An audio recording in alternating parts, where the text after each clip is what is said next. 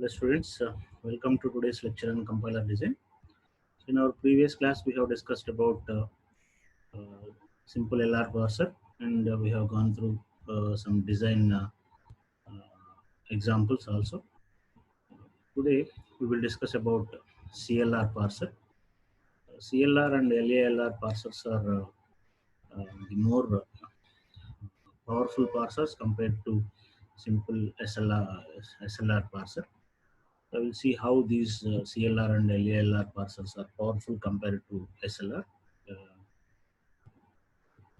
CLR means canonical look ahead LR parser, and the LR meaning is going to be same again. Uh, the difference between CLR parser and SLR parser is in terms of the LR of items. In SLR parser, we build LR of 0 items, whereas in CLR parser we build LR of 1 items. Okay, so that is the first and foremost difference between SLR and the canonical LR parser. Okay, so you need to understand what is that LR of 1 items means. LR of 1 parser increases the strength of parser, but also the size of its parse tables because of the look ahead symbols that we use in this parser building. And the another advantage with this is this LR of one CLR parser does not rely on follow sets. Now, in SLR parser, if you can recollect, the follow sets are used to fill the reduce operation in your parser table. Whereas in CLR parser, we make use of a look ahead symbol to keep track of these follow sets. Okay, so we don't build these follow sets.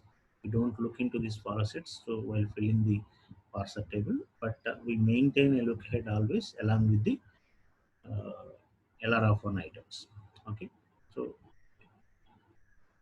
LR of one parsing configurations will look like this. At any point of time while generating the parser, the general form will be like this. A implies x1 so on xi followed by a dot xi plus 1 so on xj comma a. This a, small a, represents the look ahead symbol, the look ahead component, the possible look ahead after the entire right hand side has been matched. Okay, and this dot represents up to what part it is completed, and the remaining look ahead string, this xi plus 1 to xj, is the look ahead string. Okay,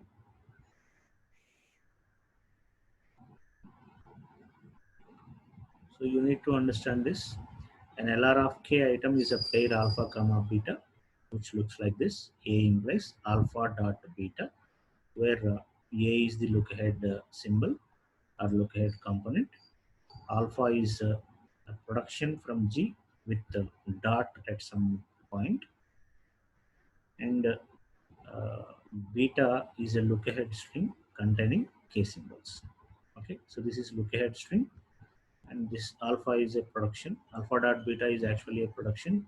I'm assuming that up to alpha the processing is completed, and after that we are looking for the remaining processing of string.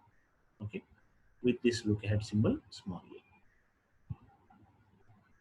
You need to understand this properly, otherwise you cannot generate LR of one closure items. So this is the crucial part of CLR parser. If you can properly generate LR of one closure items, then there is no difficulty in creating the parse table. So every LR of one item in I is in closure of I, uh, assuming that this is the production. A implies alpha dot capital B beta comma A in closure of I, and the production of capital B, because B is a variable which is of dot, and it has some production. B implies gamma. Then what we generate is the closure will be B implies dot gamma comma B. So you need to understand how this B came. B is the terminals in first of beta A. You need to understand this properly. First of beta A. What is that first of beta A? You have a variable after dot, and after this variable you have some string over there. So you need to apply first of beta A. So this beta may be empty also. In that case, you will get whatever look ahead is there here, you will get it as the look ahead symbol for the generated production. Otherwise, if you have some other variable and the first set of that variable will be the look ahead symbols for the generated production. Okay, so understand this properly, read this repeatedly until you understand this. A implies alpha dot B beta comma A is the production for which we are generating closure, and because dot is preceded by a variable and B has a production B implies comma, the new production will be B implies dot gamma comma, this B small b will be identified as first of beta A. For each terminal in first of beta A, you need to write this. For example, first of beta A contains uh, three terminals, say plus comma minus comma star. Then this production has to be written B implies dot gamma comma plus R minus R star. So for every terminal in first of beta A, you need to write this production. Okay.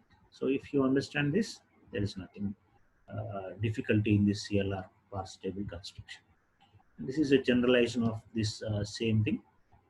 If A implies alpha dot x beta comma A is the terminal for which we are calculating the closure, then what we get is if it is epsilon, then it is going to be x implies dot delta comma y, where y is the set of terminals A. Okay. And these are the steps involved in construction of CLR parse table. First step is same as SLR. Ambiguity will be checked. If ambiguity is there, just eliminate it. And adding argument production is the second step. And canonical collection of LR of 1 items. This is actually not LR of 0 items. Let me correct this. Canonical collection of LR of 1 items. And then create a data flow diagram. And finally construct a CLR parse table for which grammar you are creating it, and then use that parse table to process any given string. Okay, these are the steps involved. And if you look at the concept of LR of 1 item, it is nothing but LR of 0 items plus an additional look ahead symbol.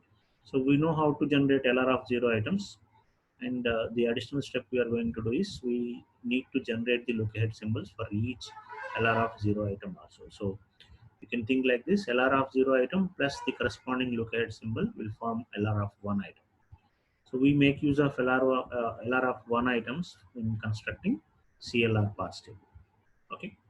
Initially, dollar will be added as look ahead symbol for the argument production, and then we generate LR of 1 items, canonical set of LR of 1 items for each state that we are going to identify.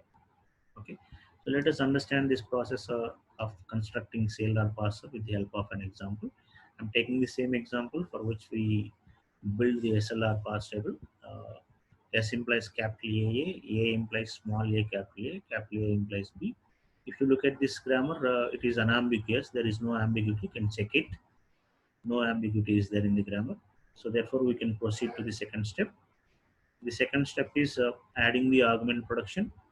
That is S dash implies S is the argument production, and S implies A implies small a, capital A implies small b. And then I am also doing the additional operations here. I am putting dot operation and adding dollar as the uh, first look ahead symbol for the argument production.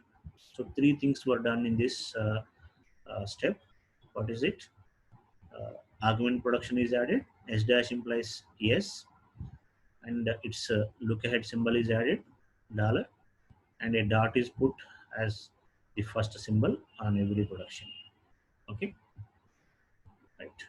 So once we are ready with this augmented grammar, then you need to generate the canonical collection of LR of 1 items. In SLR parser, it is LR of 0 items. Now it is LR of 1 items.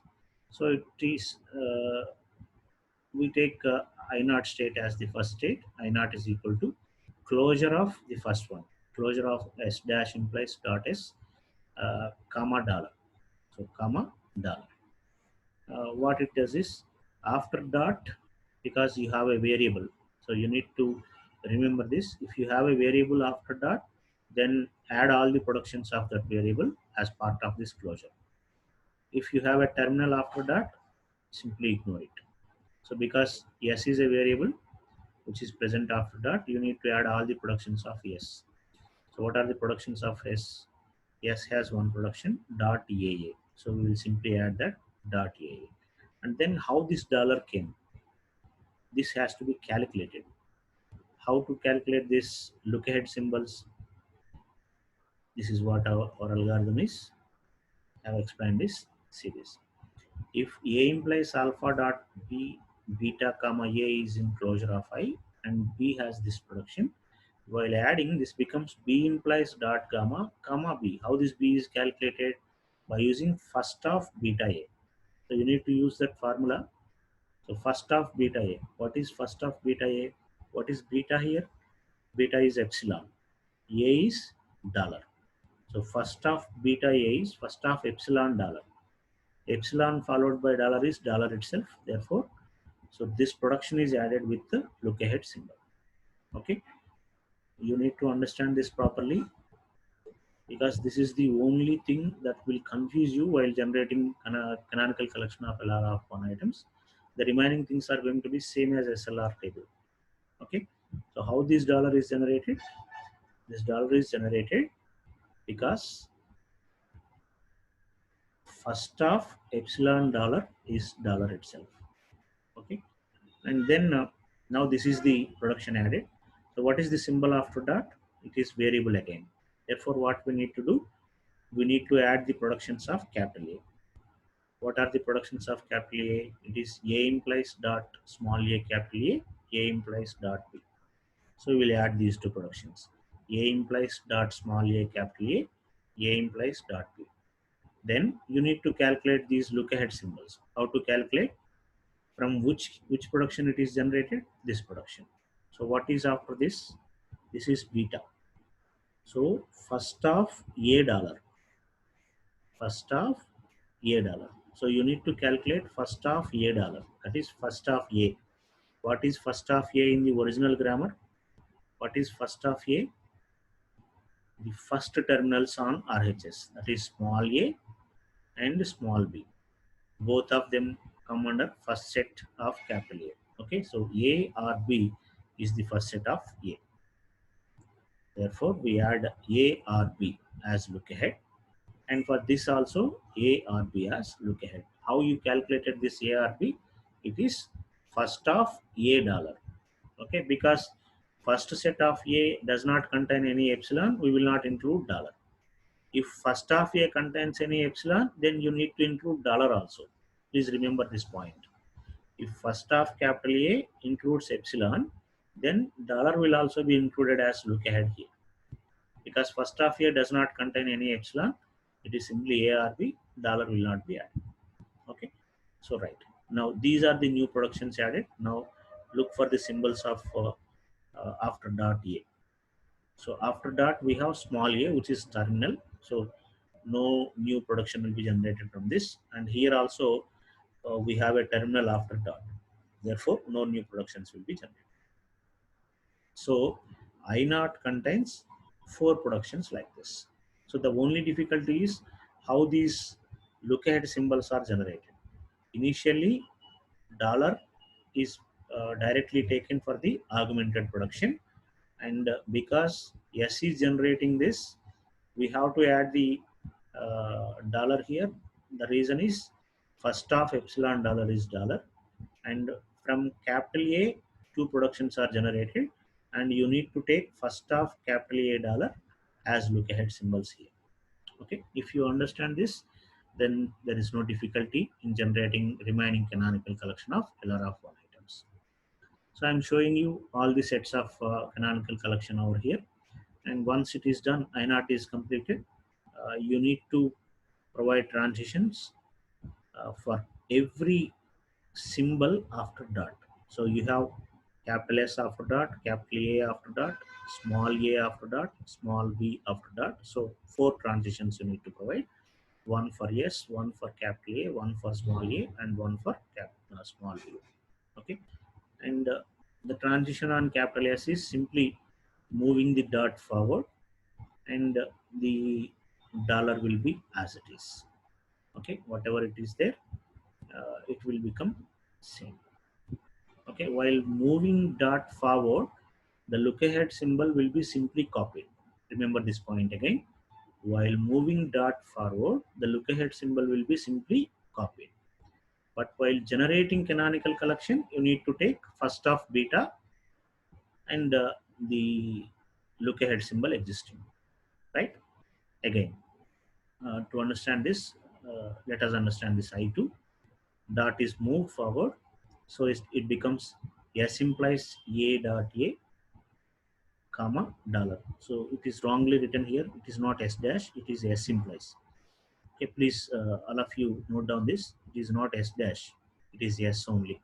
S implies A dot A, comma, dollar is copied as it is. So we are not calculating it, we are just copying it here because dot is simply forwarded here.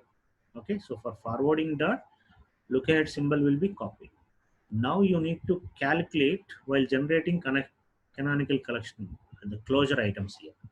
So what is after dot here? It is capital A. So write down the productions of capital A. That is capital A implies dot A small capital A, dot small a capital A, and A implies dot small b.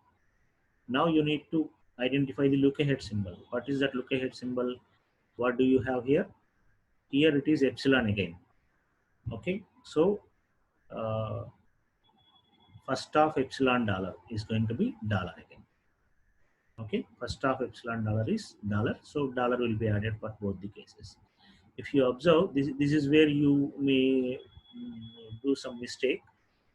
In I0 it is A implies dot A capital A comma ARB. The look ahead symbols are ARB in I0, whereas here the look ahead symbol is dollar because it is generated from this production and you are calculating it again. Okay, so here it is dollar itself. So first of epsilon dollar is going to be dollar. Okay, so that is how you need to identify the look ahead symbols, right? And I3 is on terminal A, so just move forward dot A. A implies A dot capital A or ARB. ARB is just copied from this. Okay, and because we have a variable after dot, uh, write the productions of capital A. A implies dot small a capital A. A implies dot B. And for calculating this look ahead, you need to take first of epsilon ARB. First of epsilon ARB is going to be ARB. So just add that look ahead symbols ARB in both the productions. And here, just move forward. A implies B dot and ARB is copied as it is. Okay, because we have no symbol after dot, it is completed. So like that, you will calculate all other possible states in the canonical collection of LR of 0 items. Okay, and because S dash implies S dot is in I1 state, I1 on dollar indicate the accept situation, and the remaining states where we have no symbol after dot represents reduction operation. These are A implies B dot represents a reduction operation, and S implies A dot represents a reduction operation, and A implies B dot represents a reduction operation. A implies A dot represents a reduction operation, and this one also represents a reduction operation. Okay, and the shift operation is same as SLR parser while building the CLR parse table. Shift operation is again same. It's going to be same. You accept that there is no need to calculate the follow set. If you observe, I0 on A and B is shift 3 and shift 4. How it is identified? See, I naught on terminals. So for shift operation, you need to look for terminals. I naught on small a is going to I3. Therefore, it is going to be shift 3. And I naught on small b is going to I4. Therefore, it is shift 4 operation. But then where to write this shift 3 and shift 4 operation? I naught with a is shift 3 and I naught with B is shift 4. So it is same as SLR pass table. There is nothing new. Please refer back to that algorithm to understand how to fill these shift operations in this table.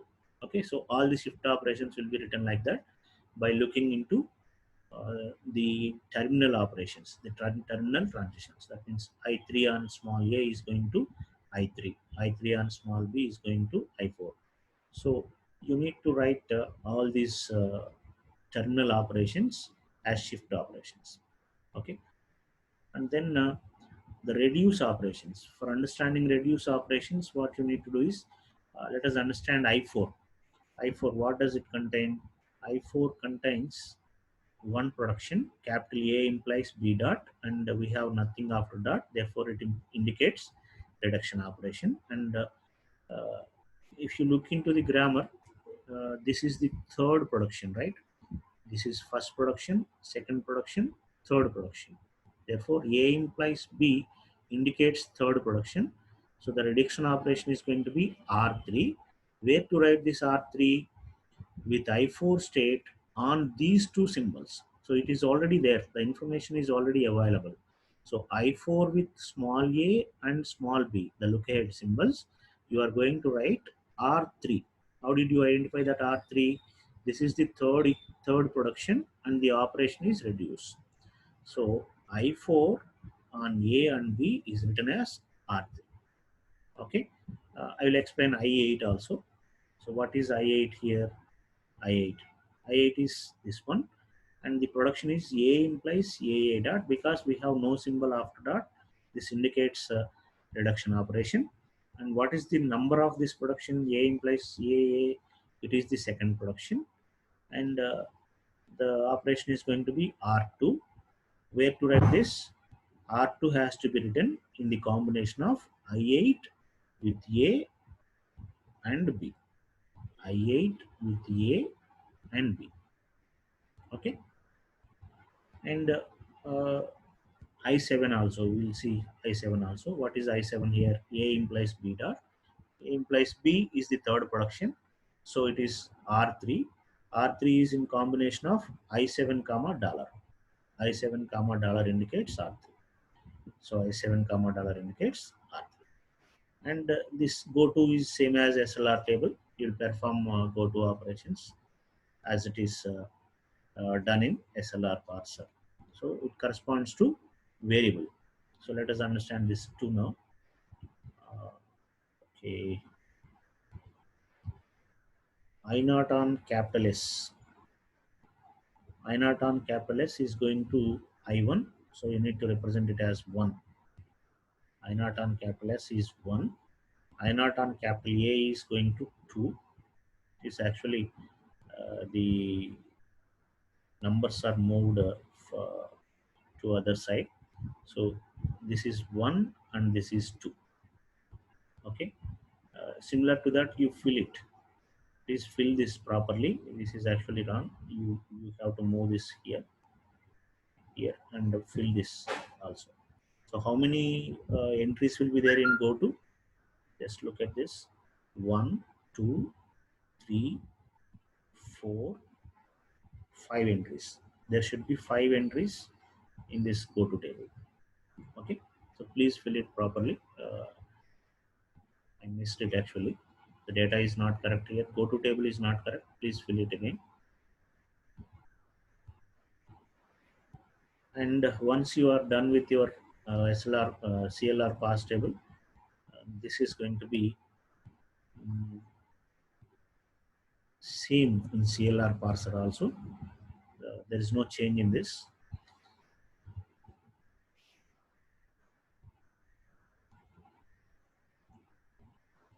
So four actions as listed in the table with the combination of stack top symbol and the input string. Either you can shift or you can reduce or accept the string or error. Okay, these four possibilities are there. And how do you identify the operations? Based on the table entry. If the table entry indicates shift S, then simply move the corresponding input symbol followed by the corresponding capital S onto the stack. And the reduction indicates that based on the length of beta, remove mod 2 times length of beta from the stack and add A comma S. A is LHS of the production for which you are applying reduction, and S is nothing but goto of this combination, goto of SM minus R comma capital A. So this we already seen in SLR parser. Here also the process is going to be same. Okay, and it is if it is accept in the action table, then simply halt the process and accept the string. If it is empty cell in the parser table, then it indicates the error. Then invoke any error recovery routine to handle it properly. Okay, and I'm leaving this as an exercise for you. Insert the string ABB, and initial consideration for stack is 0 state. Input string is ABB followed by a dollar, and write down all the actions until the entire string is processed, and you should end up with this accept operation. This we did with the SLR parse table, and this is an exercise for you to perform with the new CLR parse table. So there are two things now you need to do. One thing that is required is you need to fill this go to table properly. These entries are actually wrong. The command are only capital A. Calculate S for S also. So 5 entries must be there. So fill this go to table properly, and then uh, process the string ABB until it is accepted. Okay, so this is an exercise for you. So that's all for today. Thank you all.